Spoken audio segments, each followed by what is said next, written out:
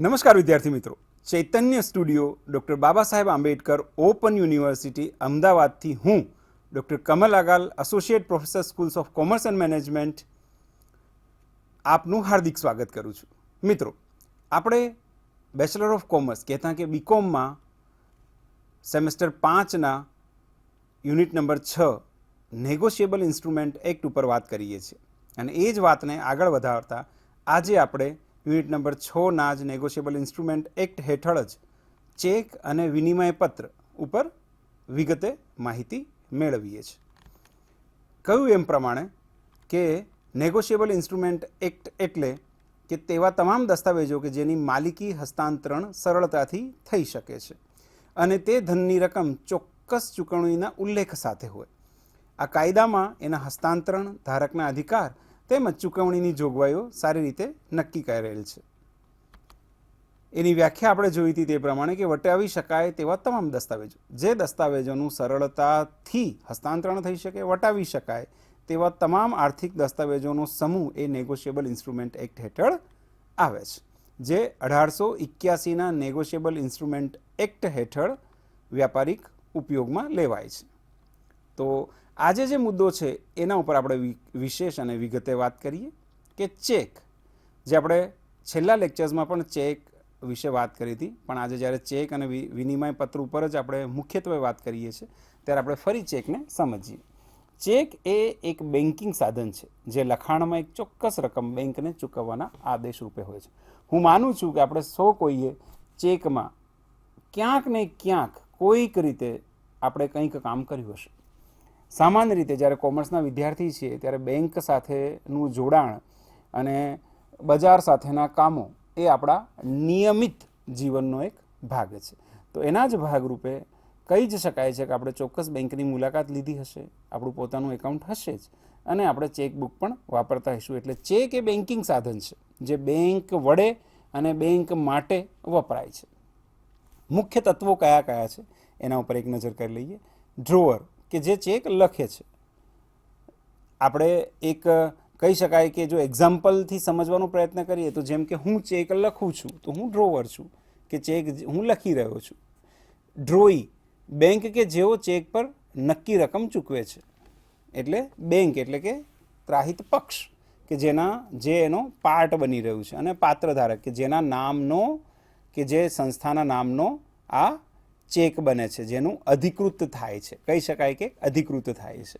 એટલે 3 પક્ષકારો મુખ્યત્વે જ્યારે પણ આપણે ચેક લખીએ ત્યારે બને. એક લખનાર, જેના માટે લખીએ છીએ એ, અને જેના વડેથી આ ચૂકવણું થશે તે. એટલે 3 પક્ષકારો જ્યારે બનીએ મળે ત્યારે ચેકનું કામ થાય છે.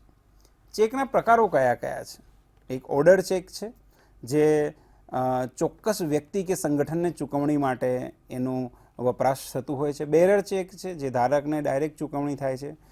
મેં છેલ્લે પણ વાત કરી હતી આપણને કે order check, post dated check અને ક્રોસ ડેટ એકદમ સેફ છે.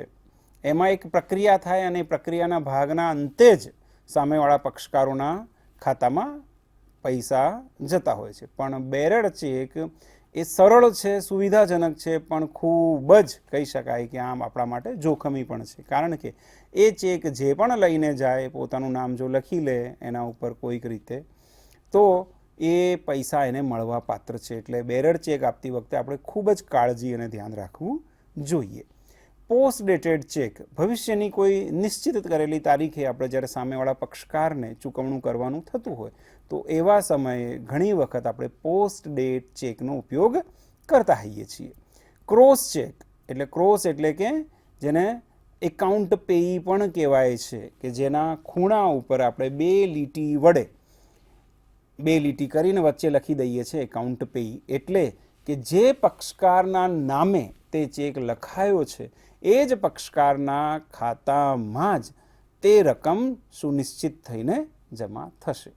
તો આપણે ચેકના પ્રકારો પણ જોયા એ પ્રમાણે ઓર્ડર ચેક, બેરર ચેક જે જોખમી છે પણ સરળ છે, પોસ્ટ ડેટેડ ચેક એટલે કે આવવાળા સમયમાં નિશ્ચિત કોઈ તારીખના રોજ જ્યારે કોઈક ચૂકવણું કરવાનું થતું હોય તો એવા સમયે આપણે પોસ્ટ ડેટેડ ચેક પણ વાપરીએ છીએ. અને ક્રોસ ચેક એટલે કે જેને એકાઉન્ટ પેઈ પણ કહેવાય છે, કે જેના નામનો લખ્યો છે તેના જ ખાતામાં આ રકમ જશે. એના ફાયદાઓ શું છે ચેક વાપરવાના?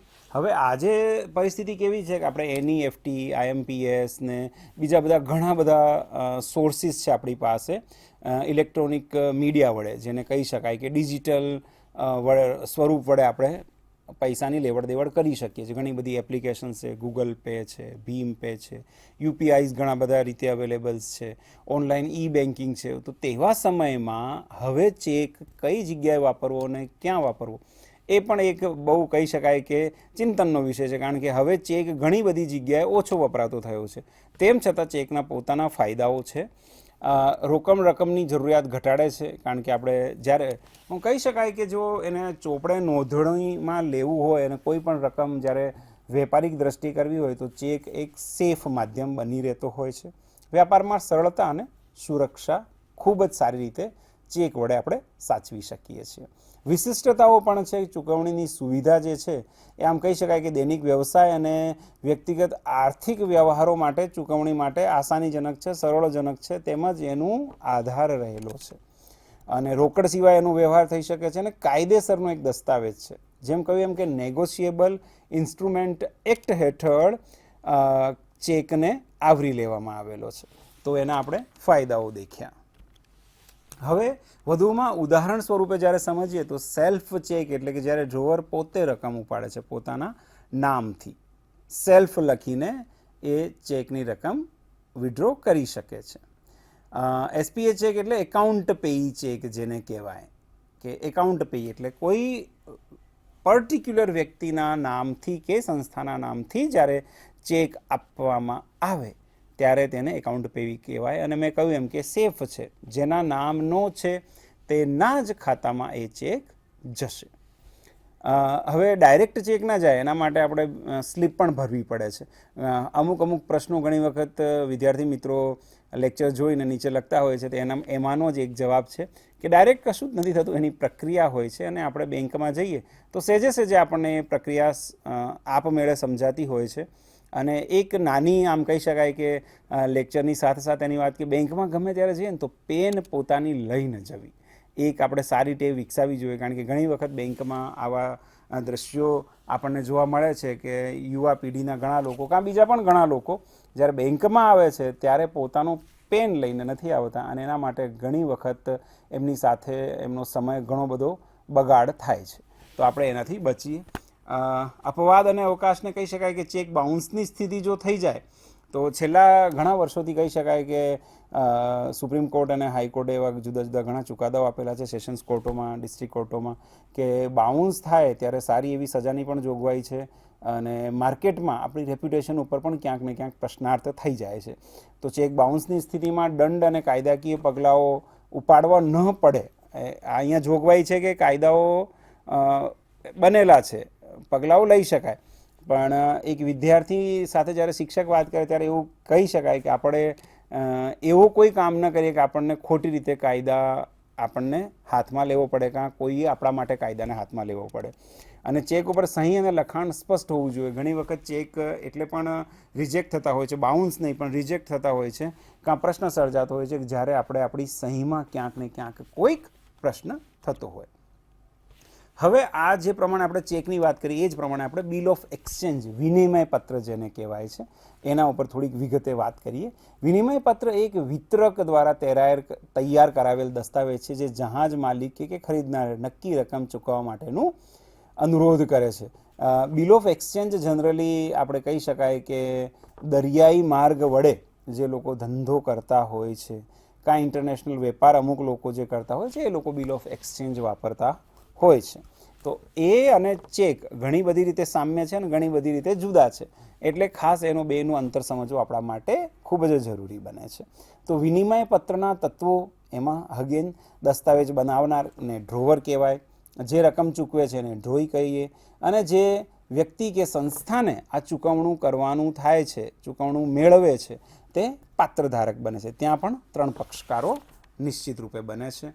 વિનિમય પત્રના પણ પ્રકારો છે. એક છે દ્રષ્ટિપત્ર જે તુરંત ચૂકવવા પાત્રતા ધરાવે છે, અને એક છે ઉસનખત પત્ર જે ચોક્કસ સમય પછી ચૂકવવાનું થાય છે. આ કેમ થાય છે તરત? એટલે કે અમુક વસ્તુઓનું કેવું છે, જેવી ડિલિવરી થઈ, આમ જેવું કહીએ ને કેશ ઓન ડિલિવરી, COD, આપણને કોઈ પણ વસ્તુ મળે એટલે આપણે તરત ચૂકવણું કરી દેતા હોઈએ છીએ. અને ઉસનખત પત્ર એટલે શું છે? તો વસ્તુ આવે, આપણે એની ચકાસણી કરીએ અને આપણા જે ટર્મ્સ નક્કી કર્યા છે કોન્ટ્રાક્ટ્સના પ્રમાણે કે ભાઈ 30 દિવસની અંદર, 45 દિવસની અંદર, 2 મહિનાની અંદર, 3 મહિનાની અંદર ચૂકવણું કરવાનું, તો એ પ્રમાણે bill of exchange dues date કોઈક પોસ્ટ ડેટનો આપેલો હોય છે, તો એ પ્રમાણેની ચૂકવણી થતી હોય છે. એના ફાયદાઓ કેવા છે? તો વેપારના વ્યવહારમાં વિશ્વાસ અને પારદર્શકતા જળવાઈ રહે. આપણે બિલ ઓફ એક્સચેન્જ જો સામેવાળા પાર્ટીથી આપણને મળ્યું છે, પક્ષકાર તરફીથી પોતાના માટે, તો આપણે વિશ્વાસ રાખીને એ ધંધો કરી શકીએ છીએ અને વ્યવસ્થામાં સરળતા રહે. કેમ? તો કે આ બધી વ્યવસ્થામાં શું છે? તો કે આપણે કેશ, નગદ જેને કહીએ એ લઈને જવાની જરૂર પડતી નથી. ઉદાહરણ સ્વરૂપે આપણે આને પણ સમજીએ તો એક્સપોર્ટ ટ્રેડમાં શું થતું હોય છે કે વિદેશી વેપારમાં માલની ચૂકવણી માટે વિનિમય પત્ર મોટાભાગે એટલા માટે ઉપયોગમાં લેવાય છે કારણ કે આ સેફ છે. ઘણી વખત શું છે, ઇન્ટરનેશનલ કરન્સીમાં કન્વર્ટ કરવું, પછી અહીંના અને ત્યાંના એકાઉન્ટમાં અમુક પ્રશ્નો સર્જાય, તો એવા સમયે બિલ ઓફ એક્સચેન્જ બહુ સેફ આપણા માટે એક કહી શકાય છે કે માધ્યમ બને છે ધંધો અને વેપાર કરવા માટેનો. કંપનીઓ માટે ક્રેડિટ ડોક્યુમેન્ટ્સ જે ધિરાણ માટે ઉપયોગ કરી શકાય છે. સુવિધાઓ સારી એવી મળે છે, સૌથી પહેલાં સલામત છે અને આમ કહી શકાય ને કે વેપારિક નિષ્ઠા એકબીજા પ્રત્યેની સારી વધે છે. ચેક અને વિનિમય પત્ર વચ્ચે મુખ્ય તફાવતો આપણે જોઈ લઈએ છીએ. તો હું માનું છું અત્યાર સુધી આપણે ચેક અને વિનિમય પત્રની જે પણ વાત કરી છે એ બહુ સહજ રીતે આપણને સમજી શકાય તેવી છે. તો ચોક્કસપણે આને સમજીએ અને એના ઉપર થોડોક અભ્યાસ પોતે પણ કરીએ. ઘણી બધી પુસ્તકો આપણે કહી શકાય બજારમાં અવેલેબલ છે બિઝનેસ લોની, વેપારી કાયદાની.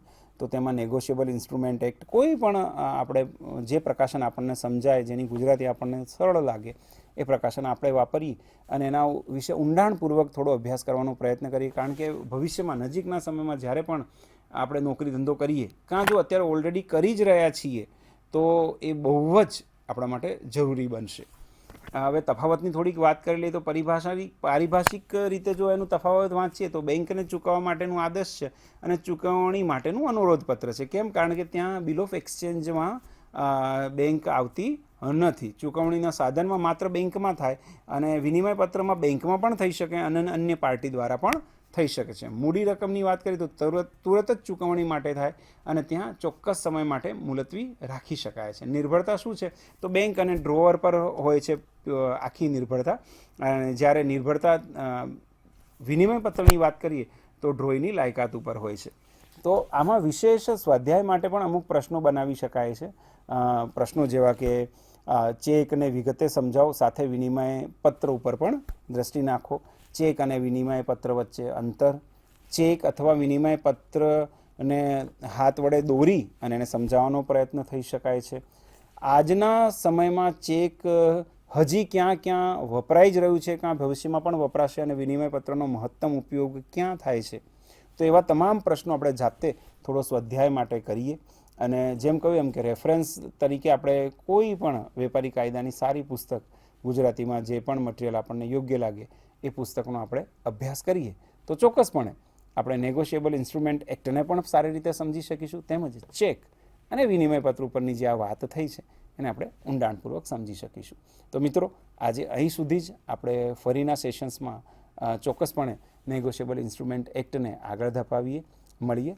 તો હું ચૈતન્ય studio doctor Baba Saheb Ambedkar open યુનિવર્સિટીથી આપ સૌનું હાર્દિક અભિવાદન કરું છું. આપ સૌએ આ લેક્ચર સેશન સાંભળ્યો ધ્યાનથી અને વિશ્વાસ છે કે આપને કોઈ પણ પ્રશ્ન હશે તો ચોક્કસ આપ લેક્ચરને જોયા બાદ ત્યાં પણ એ પ્રશ્ન પૂછી શકો છો અથવા યુનિવર્સિટીમાં સ્કૂલ ઓફ કોમર્સ અને મેનેજમેન્ટમાં મારો સંપર્ક સાધી શકો છો. અસ્તુ, નમસ્તે.